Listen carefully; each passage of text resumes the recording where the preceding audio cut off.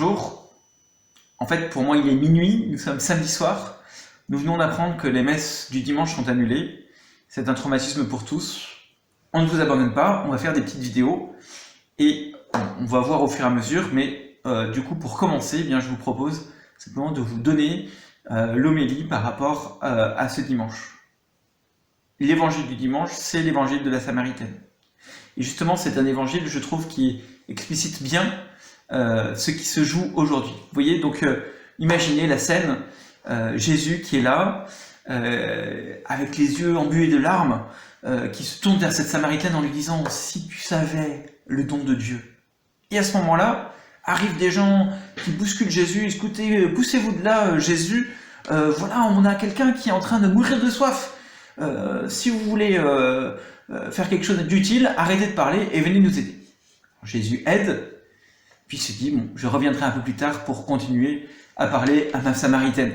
Alors il revient quelques jours après, et puis qu'est-ce qu'il voit? Eh bien, une entreprise une énorme usine de bouteilles d'eau, ou plutôt d'amphores d'eau, puisqu'on est dans l'Antiquité, avec comme ça des roues crantées, menées par des ânes, qui tournent autour du puits. Alors il se dit, mais où est ma Samaritaine? Alors il se met au centre de l'usine, et puis il commence, si tu savais le don de Dieu. Alors il dit, non mais écoutez Jésus, arrêtez de nous embêter, là vous nous empêchez de travailler, nous donnons du travail à tout le monde, et notamment aux Samaritains, il y a du chômage là-bas, c'est difficile, donc là on fait des choses sérieuses, donc arrêtez de nous embêter. Alors Jésus repart, il se dit, bon un jour je reviendrai et je parlerai à ma Samaritaine.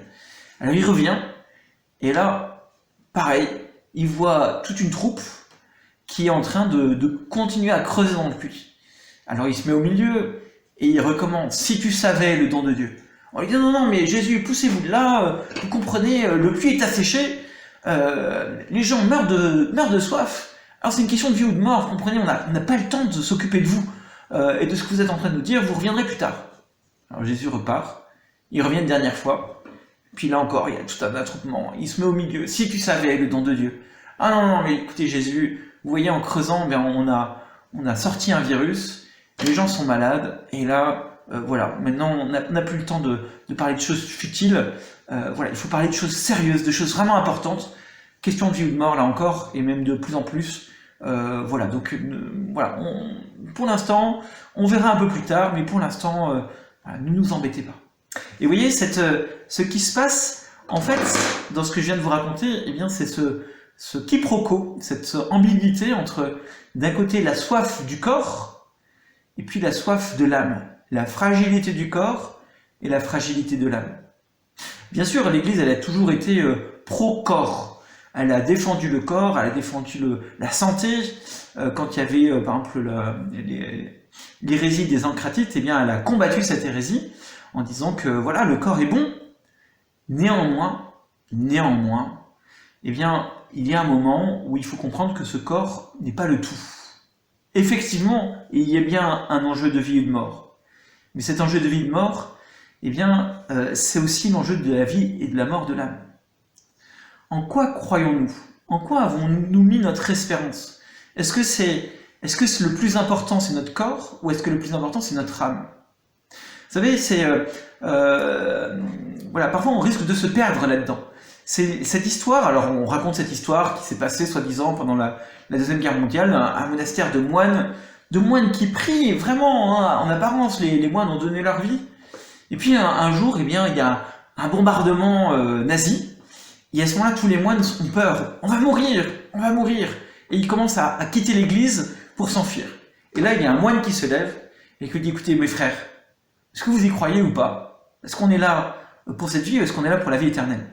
Et donc, moi, je vous propose, eh bien, en fait, de prier pour la première fois, parce que jusque-là, on faisait semblant.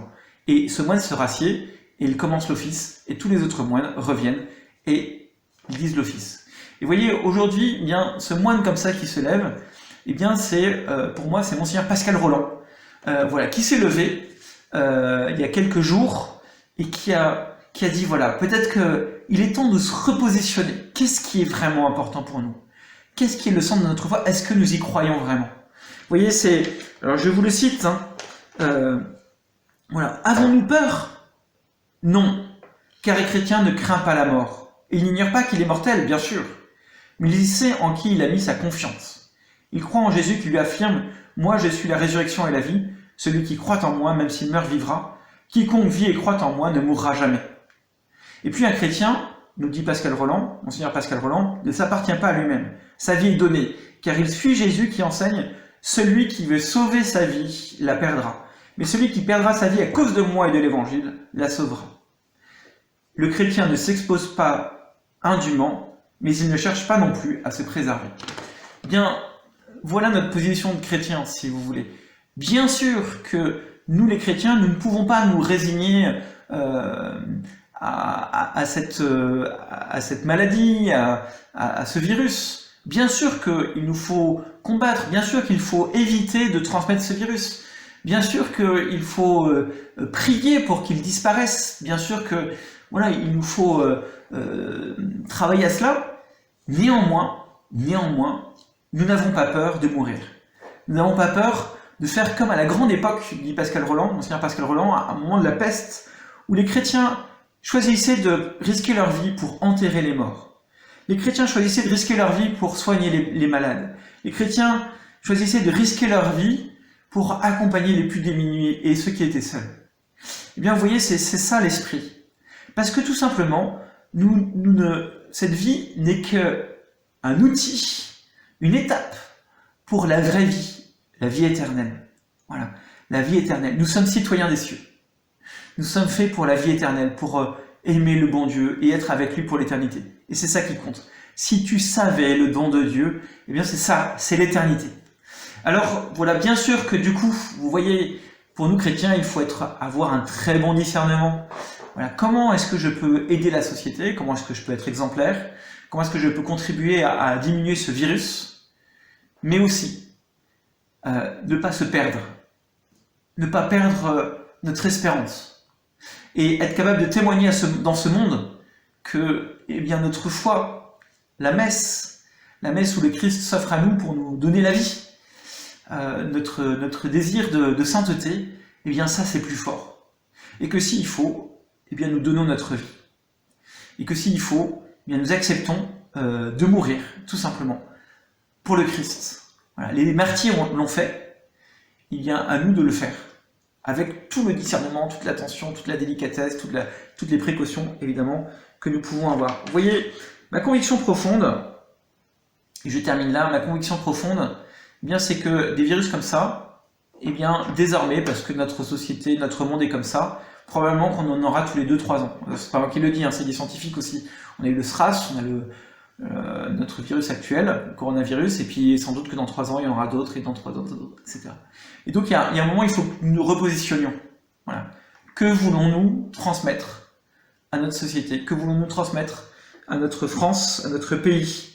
Est-ce que la messe n'est qu'une pièce de théâtre, un concert de musique que on accepte quand on peut, quand tout va bien, quand il n'y a pas de problème, mais que dès qu'il y a un problème, ben on dégage.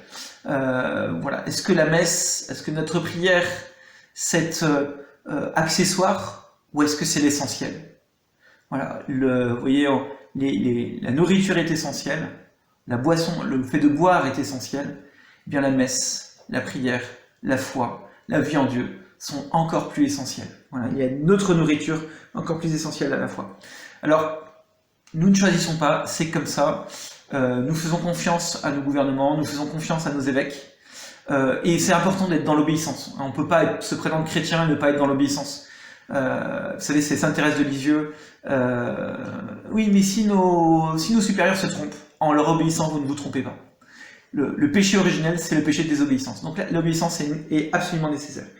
Et donc, dans ce cadre dans lequel nous sommes, eh bien, ne nous résignons pas, nous sommes dans des situations très difficiles, redécouvrons la prière en famille, redécouvrons que notre maison est une petite église domestique, redécouvrons la lecture de la parole de Dieu, redécouvrons la formation, voilà, que nous soyons profondément unis dans la communion des saints, que nous soyons profondément unis à l'église universelle, et que, eh bien, voilà, quand en Chine on célébrera la messe, eh bien que cette grâce qui descend sur le monde vienne nous toucher aussi ici en France. Voilà, voilà l'objectif pour nous chrétiens, voilà l'objectif pour cette fin de carême. Amen.